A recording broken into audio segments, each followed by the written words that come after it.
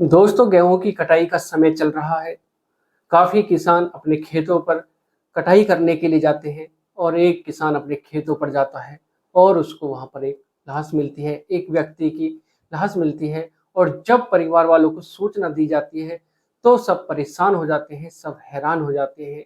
और उसकी जो पत्नी होती है वो इतने जोर जोर से रोती है, चीखती है, बिलखती है और यही कहती है कि मुझे इंसाफ दिलाओ, मेरे पति को इंसाफ दिलाओ और जिसने भी मेरे पति के साथ यह सब किया है उसके सलाखों के पीछे डालो।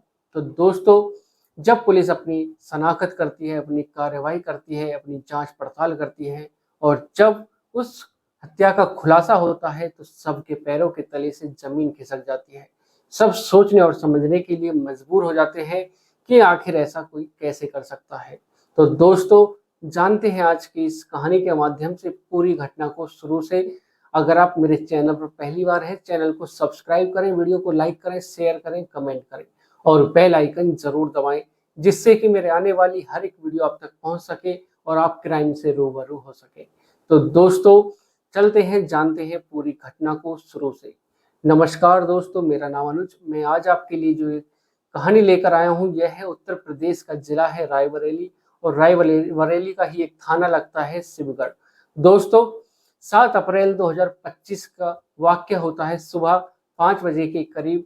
जब सुबह होती है तो किसान अपने खेतों पर गेहूं की कटाई के लिए जाते हैं और एक किसान जब अपने खेत पर जाता है तो वो देखता है कि कुछ खेत के अंदर पड़ा हुआ है।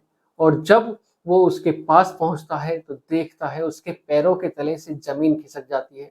वो सोचने और समझने के लिए मजबूर हो जाता है कि आखिर कोई ऐसा कैसे कर सकता है, वो भी यहाँ खेतों में।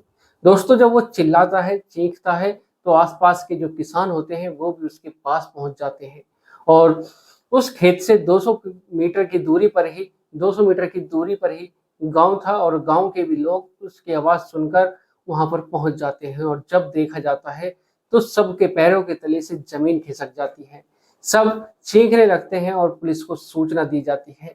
पुलिस भी मौके पर पहुंच जाती है और जो परिवार वाले होते हैं उनका भी रो रो कर बुरा हाल हो जाता है।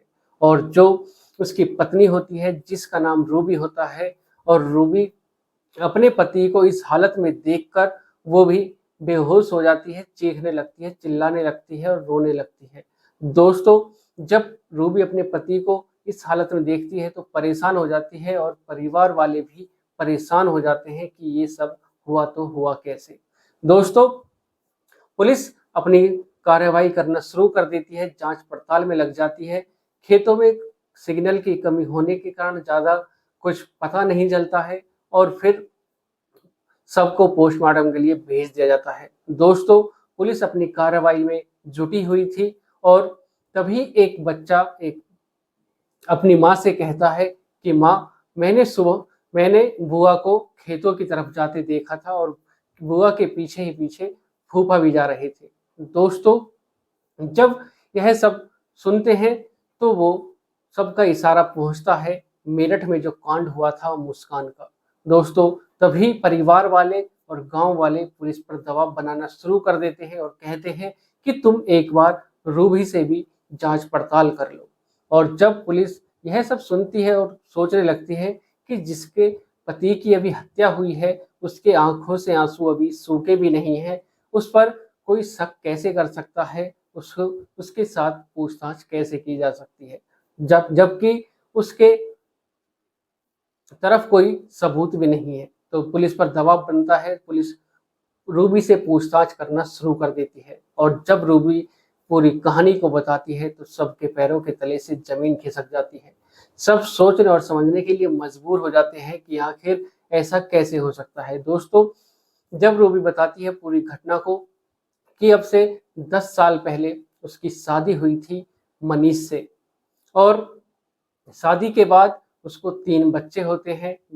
पहला बच्चा 9 साल का होता है जिसका नाम वीर होता है और दूसरी बेटी होती है जिसका नाम नित्या होता है और तीसरी बेटी 4 साल की जिसका नाम रिया होता है। सब कुछ ठीक ठाक चल रहा था और 6 अप्रैल 2025 को रूबी अपने पति से कहती है कि मेरे गांव में एक जागरण है और जागरण के बाद भंडारा है, हम सबको वहां पर चलना चाहिए। और वो अपने पति से बातें करती है और उसका पति भी तैयार हो जाता है जाने के लिए, और वो अपने पति के साथ 6 अप्रैल 2025 को अपने मायके पहुंच जाती है।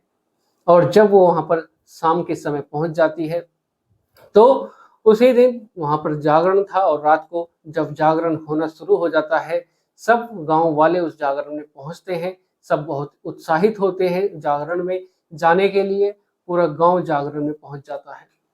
और उसके बाद रूबी करीब 8 बजे के करीब फोन पर बातें करती है, और वो सोचती है कि जो उसका जो पति होता है वो अपने पति को दिखाकर कि मैं बात कर रही हूँ, किससे कर रही हूँ, ये टोके या पूछे। लेकिन उसका जो पति होता है मनीष, वो उससे कुछ भी सवाल जवाब नहीं करता है, और उसको सिर्फ देखता रहता है, चुप चुप के चोरी की नज़र से उसको देखता रहता है। और उसको रूबी को शक भी नहीं होता है उस पर कि ये मुझको देख रहा है या नहीं देख रहा। और फिर रूबी सोच के लिए खेतों की तरफ चल देती है, और उसका पति मनीष भी उसके पीछे पीछे चल देता है। लेकिन मनीष छुपके से उसके पीछे पीछे चलता है, रूबी को भी पता नहीं चलता है। और जब रूबी खेतों पर पहुंच जाती है, करीब 200 मीटर दूर वहां से पहुंच जाती है खेत पर, तब और उसके बाद वो जब खेत पर पहुंचती है तो उसका इंतजार जो कर रहा था, जिसको उसने बुलाया था, उससे वो बातें करना शुरू कर देती है। मनीष छुप छुप कर सब देख रहा था, उनकी बातें भी सुन रहा था। उसके बाद रूबी और जो लड़का होता है दूसरा, जो उस रूबी ने बुलाया था, वो दोनों आपस में बात करना शुरू कर देते हैं। और फिर इसके बाद वो संबंध बनाना स्टार्ट कर देते हैं, शुरू कर देते हैं। और जब उसका पति यह सब देखता है तो उसको गुस्सा आने लगता है, और वो वहां पर पहुंच जाता है और अपनी पत्नी रूबी से वो बातें करना शुरू कर देता है। उससे लड़ाई झगड़ा शुरू हो जाता है, और तभी उन दोनों में मुँह बहस हो जाती है। और जो रूबी का प्रेमी होता है, जिसका नाम सुनील होता है, वो मनीष के ऊपर हमला कर देता है, और उन दोनों में झगड़ा होना शुरू हो जाता है। दोस्तों, रूबी भी अपने प्रेमी का साथ देती है, और वो सुनील और रूबी दोनों मिलकर मनीष को पीटते हैं, और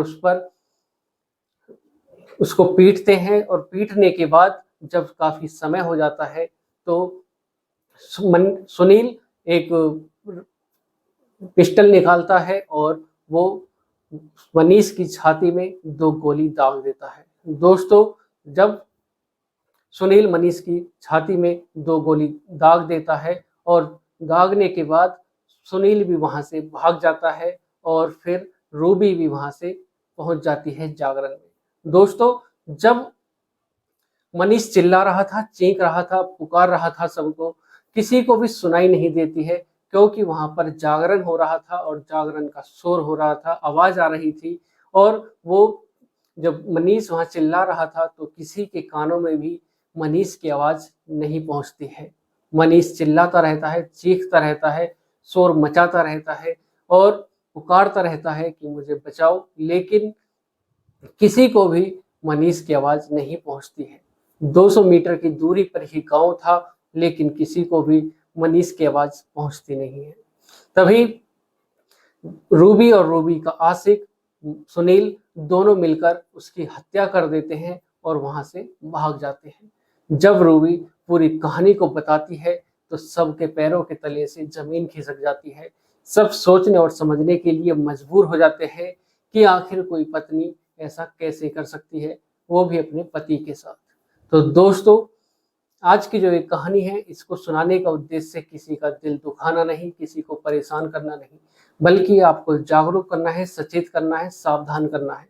सतर्क रहें, सावधान रहें, सुरक्षित रहें। और अगर आप मेरे चैनल पर पहली बार हैं, चैनल को सब्सक्राइब करें, वीडियो को लाइक करें, शेयर करें, कमेंट करें, और बेल आइकन जरूर दबाएं, जिससे कि मेरे आने वाली हर एक वीडियो आप तक पहुंच सके और आप क्राइम से रूबरू हो सके। तो दोस्तों, चैनल को सब्सक्राइब करना ना भूलें।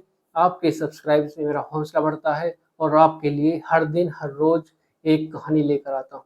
तो दोस्तों मिलते हैं एक और घटना के साथ। आज के लिए सिर्फ इतना ही। नमस्कार, जय श्री श्याम।